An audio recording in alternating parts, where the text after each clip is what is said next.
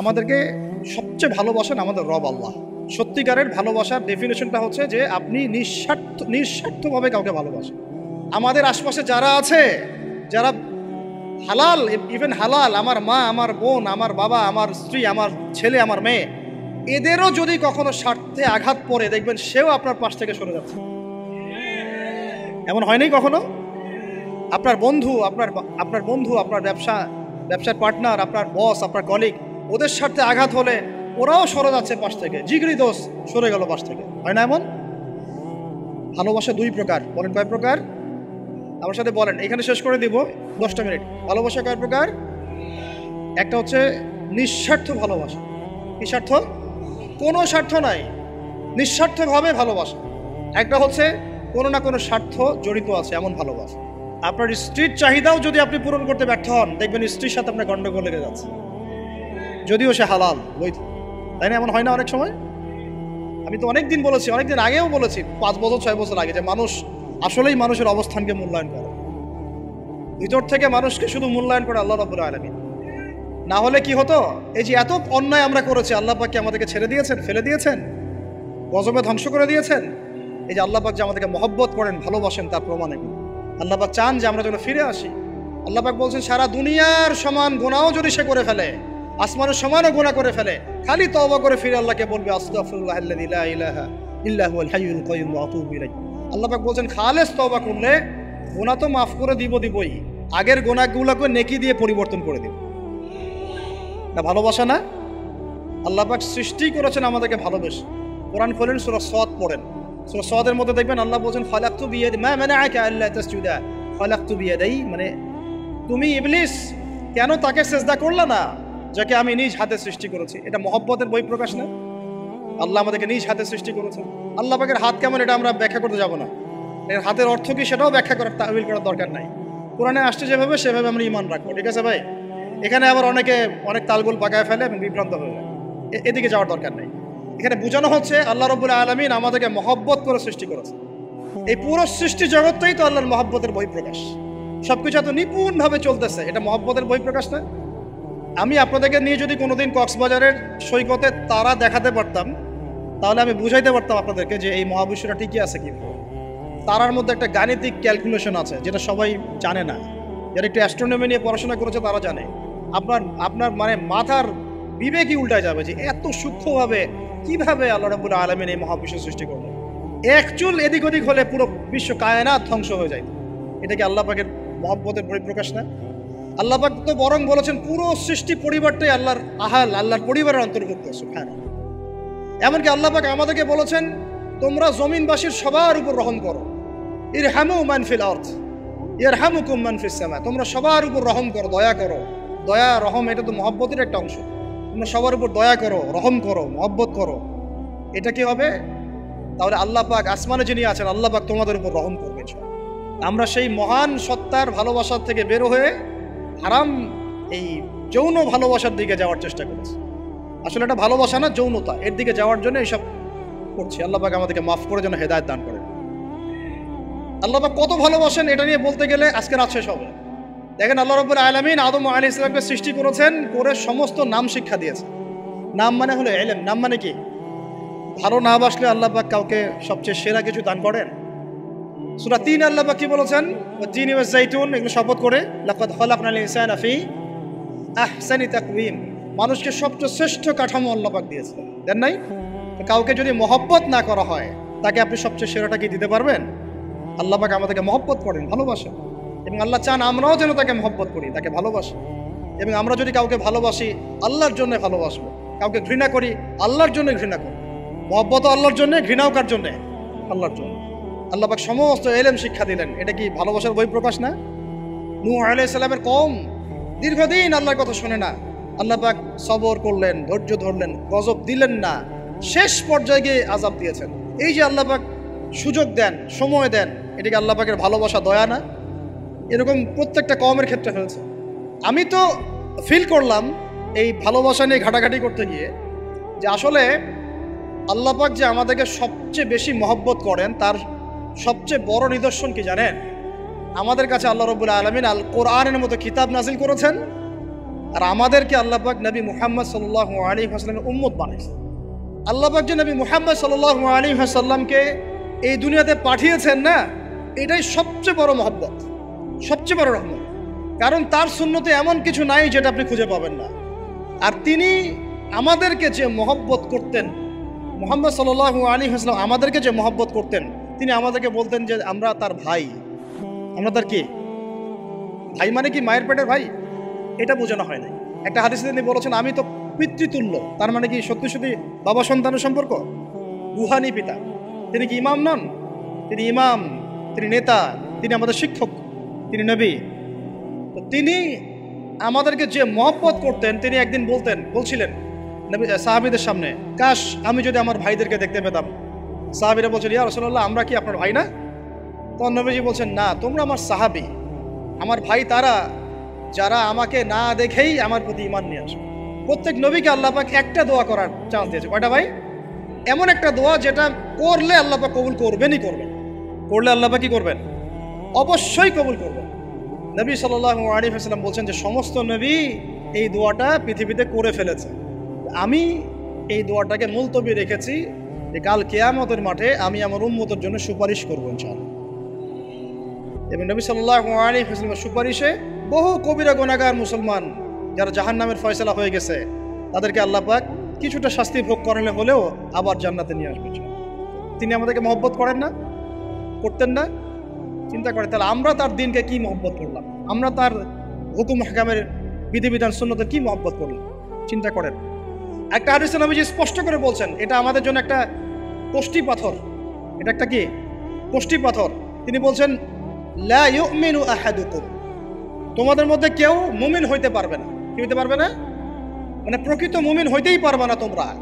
এ আমার উম্মত, তোমাদের মধ্যে কেউ প্রকৃত মুমিন হইতেই পারবে না যতক্ষণ না হাত্তা আকুনা আহাব্বা ইলাইহি মিন ওয়ালিদিহি ওয়া ওয়ালাদিহি ওয়ান নাসি আজমাইন, যতক্ষণ না আমি মুহাম্মদ সাল্লাল্লাহু আলাইহি ওয়াসাল্লাম তোমাদের কাছে নিজের কি সন্তান, নিজের বাবা মা এবং সমস্ত মানব জাতির থেকে বেশি প্রিয় না হচ্ছে। হাদিসটা আবার বলি, নবীজি বলছেন কেউ ততক্ষণ পর্যন্ত প্রকৃত মুমিন হতে পারবে না যতক্ষণ না আমি মুহাম্মদ সাল্লাল্লাহু আলাইহি ওয়াসাল্লাম তার কাছে তার সন্তান, তার পিতা, এমনকি সমস্ত মানব জাতি থেকে বেশি প্রিয় না হচ্ছে। আমরা যারা আগামীকালকে এইটার প্রিপারেশন নিয়েছি, আসলে কি আমাদের কাছে নবী প্রিয় বেশি না আমাদের দুনিয়ার স্বার্থ বেশি প্রিয়? যারা এগুলো করবে তাদের কাছে কি সত্যি নবী প্রিয়? তাহলে তারা করতে পারতো না। যদি নবী আমাদের কাছে সবচেয়ে বেশি প্রিয় না হয়, আমরা মুমিন হতে পারছি না। আর যাদের কাছে নবী প্রিয় তারা কখনো এমন হারাম কাজে যেতে পারবে না। যারা যাচ্ছে তারা কখনোই নবীকে ভালোবাসে না, কোশ্চিনকালেও না। শোনেন, উমর রাদিয়াল্লাহু আনহুর নাম শুনেন নাই? বললে অনেক কথা ভাই, অনেক কথা, কোনটা রেখে কোনটা বলে। উমর রাদিয়াল্লাহু আনহু একদিন এসে বলছেন খলিফাতুল মুসলিমিন, মুসলিমদের তিনি খলিফা। জান্নাতের সুসংবাদপ্রাপ্ত 10 জন সাহাবীর একজন। জান্নাতের সার্টিফিকেট পেয়েছেন পৃথিবীতে কয়জন সাহাবী? একটা হাদিসে একসাথে 10 জন। ওই 10 জনের অন্যতম একজন, যিনি এমন শাসন ব্যবস্থা পৃথিবীতে প্রতিষ্ঠা করেছিলেন যার মতো মিসাল এখন পর্যন্ত পৃথিবীতে আর দেখা যায় নাই। একটা হাদিসে আসছে যে রাস্তা দিয়ে ওমর হাঁটে ওই রাস্তা দিয়ে শয়তান হাঁটে না। কি বুঝলেন? শয়তান যদি দেখে ওই যে ওমর, ও আর ওই যাবেন ওই রাস্তা দিয়ে। এই হচ্ছে ওমর ইবনে খাত্তাব।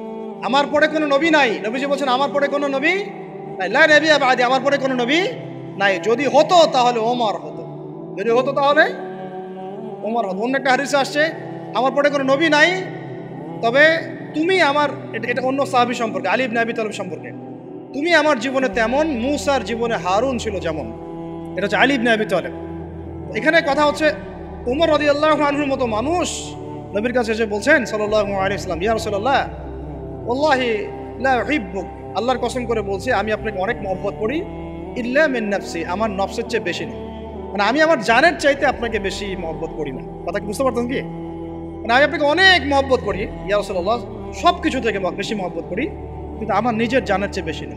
নবী সাল্লাল্লাহু আলাইহি ওয়াসাল্লাম বলেন লা ইয়া উমর, এখনো মুমিন হওনি উমর। কাকে বলছেন? কাকে বলছেন? জান্নাতের সার্টিফিকেট প্রাপ্ত একজন মানুষকে। লা ইয়া উমর, এখনো হওনি। তখন নবী সাল্লাল্লাহু আলাইহি ওয়াসাল্লামকে তিনি একটু পরে আবার বলছেন, ইয়া রাসূলুল্লাহ ওয়াল্লাহি আলান, এখন লা হাব্বা ইলাইয়া মিন কুল্লি শাই হাত্তা মিন নাফসি, এখন থেকে আপনি আমার কাছে সবচেয়ে বেশি প্রিয় সব কিছু থেকে, এমনকি আমার নফসের থেকেও বেশি প্রিয়। তখন নবীজি বলছেন আলান ইয়া ওমর, হ্যাঁ এখন ওমর, এখন তুমি মুমিন হলে। তাহলে যারা আমরা নবীর সুন্নতের খেলাফ এইসব অপসংস্কৃতি, নোংরামি, জেনা, ব্যভিচার, কনসার্ট, নাটক, সিনেমা, পরকিয়া, এইসব তথাকথিত ভালোবাসা দিবস, এই জেনা দিবসগুলো পালন করছি, আমরা কি আসলেই নবীকে ভালোবাসি? আমরা কি সত্যি আল্লাহকে ভালোবাসি? আল্লাহ পাক আমাদেরকে বোঝার তৌফিক দান করেন, জাহিলিয়াত থেকে ফিরে আসার তৌফিক দান করেন। এরকম প্রচুর ঘটনা। ভালোবাসা তো এগুলোর নাম। ভালোবাসা কাকে বলে জানেন? সাহাবীরা বাসায় যেতেন, আবার দৌড় দিয়ে আসতেন নবী সাল্লাল্লাহু আলাইহি ওয়াসাল্লামের চেহারাটা একটু দেখার জন্য। এটা নাম ভালোবাসা। আপনারা যদি উমরা করতে যান, হজ করতে যান, দেখবেন বারবার আপনার নবীর রওজায় গিয়ে সালাম দিতে মন চাইবে, যে আরেকবার দেখা করে আসি, আরেকটু দেখা করে আসি, আরেকবার সালাম দিয়ে আসি। ভালোবাসা, কোনো স্বার্থ আছে এখানে? নবী সাল্লাল্লাহু আলাইহি ওয়াসাল্লাম কি আমাদের কাছে কোনো স্বার্থ দাবি করেছেন? আল্লাহ করেছেন। এগুলো ভালোবাসা। এই ভালোবাসা হলো প্রকৃত ভালোবাসা। আর এগুলো যেটা চলছে এটা হচ্ছে যৌনতা। এগুলো কি চলছে? যৌনতা। ভালোবাসার নাম দিয়েছে এখন যৌনতা। এগুলো ভালোবাসা না, এগুলো পাশবিকতা, প্রবৃত্তির দাসত্ব। প্রবৃত্তি মানে মন যা চায় তাই করতে চাচ্ছে। আপনার মন চাইছে একটা মেয়ের সাথে রাত কাটাবেন, এটাকে আপনি ভালোবাসা নাম দিলেন, কিন্তু এটা হচ্ছে ভালোবাসা না, এটা কি প্রবৃত্তি, পশুত্ব, দাসত্ব, পশুত্বের দাসত্ব করছে। আল্লাহ পাক আমাদেরকে কথাগুলো বোঝার তৌফিক দান করুন। এরকম সাহাবীরা কত ত্যাগ করেছেন। তালহা রাদিয়াল্লাহু আনহুর নাম শুনেন না অনেকেই। নবী সাল্লাল্লাহু আলাইহি ওয়াসাল্লাম উহুদ যুদ্ধের দিন সংকটময় একটা অবস্থায় ছিলেন। তালহা রাদিয়াল্লাহু আনহু একা নবী সাল্লাল্লাহু আলাইহি ওয়াসাল্লামকে ঢাল হিসেবে পিঠ পেতে দিয়ে আসেন, উনার দিকে কোনো তীর যেন আসতে না পারে। শেষে দেখা গেল তার গায়ের মধ্যে 40 থেকে 50টা তরোয়ারের আঘাত আছে, তীরের খোঁচা আছে, বর্ষার খোঁচা আছে। এই অবস্থায় তিনি নবীকে কাঁধের মধ্যে নিয়ে উহুদ পাহাড়ে উঠেছেন নবীকে সেভ করার জন্য। ভালোবাসা। এটা কি? কোন স্বার্থে? কিসের স্বার্থে? দুনিয়ার স্বার্থে? জান্নাতের স্বার্থে। একজন সাহাবী বাড়ি নির্মাণ করেছেন, তো নবী সাল্লাল্লাহু আলাইহি ওয়াসাল্লাম দেখে একটু খালি মানে হয় না, তুমি কে, কার বাড়ি এটা? বললেন আচ্ছা অমুক সাহাবীর বাড়ি। নবীজি একটু ভ্রু কুঞ্চিত করলেন, পছন্দ করলেন, কিছু মুখে বলেন নাই, মুখে কিছু বলেন নাই, খালি একটু অসন্তুষ্ট হয়েছেন, এক্সপ্রেশন দেখতে বোঝা যাচ্ছে।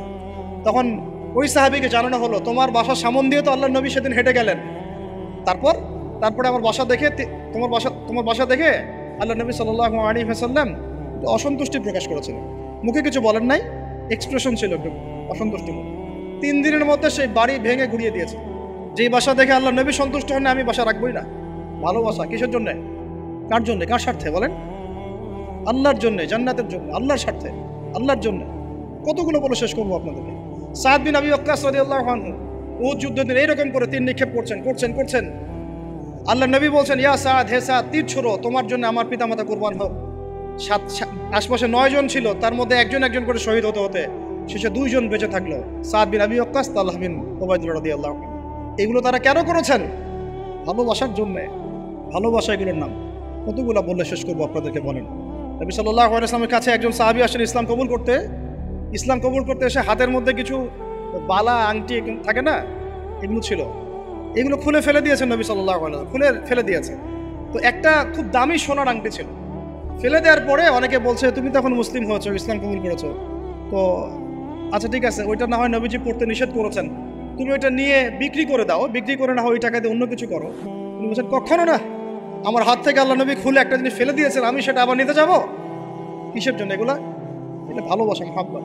আল্লাহ পাক এটাই কোরআনে বলছেন, হে নবী আপনি বলে দিন, ইন কুনতুম তুহিব্বুন আল্লাহ, তোমরা যদি আল্লাহকে মহব্বত করেই থাকো, আল্লাহকে সত্যিকার অর্থে ভালোবেসেই থাকো, ভালোবাসার দাবি করেই থাকো, ফাত্তাবিউনি, তাহলে নবীর আনুগত্য করো, ইউহিব্বুকুমুল্লাহ, তখন আল্লাহ তোমাদেরকে ভালোবাসবে, ওয়া ইয়াগফির লাকুম যুনুবাকুম, তোমাদের সব গুনাহ আল্লাহ মাফ করে দিবেন, আল্লাহু গফুরুর রহিম। এই হলো ভালোবাসা। ভালোবাসা মানে কি? ভালোবাসা মানে হচ্ছে আস-সামউ ওয়াত তাআ, আমি নবী এবং আল্লাহ এবং তার রাসূলের কথা শুনবো এবং আনুগত্য করব, শুনবো, এবং এর নাম ভালোবাসা। শুনবো, আনুগত্য করবো, তাহলে আমরা কি শুনবো, কি আনুগত্য করবো? আমাদেরকে প্রথমে কোরআন পড়তে হবে, কোরআনের অনুবাদ জানতে হবে, কোরআন অনুযায়ী জীবন করতে হবে, 5 ওয়াক্ত নামাজ পড়বো ইনশাল্লাহ, হালাল খাবো, যাকাত দিব, রমজানের সওম রাখবো, নবীর সুন্নাহ অনুযায়ী জীবনযাপন করব, এবং সুন্নাহ বিরোধী, কোরআন বিরোধী, ইসলাম বিরোধী কোনো কাজে আমি লিপ্ত হব। এই তো ভালোবাসা। এই ভালোবাসা যদি বহিঃপ্রকাশ ঘটাতে আমরা ব্যর্থ হই, নিজেও ধ্বংস হব, পরিবারও ধ্বংস হবে, আমাদের পরের প্রজন্ম ধ্বংস হবে, সমাজও ধ্বংস হয়ে যাবে।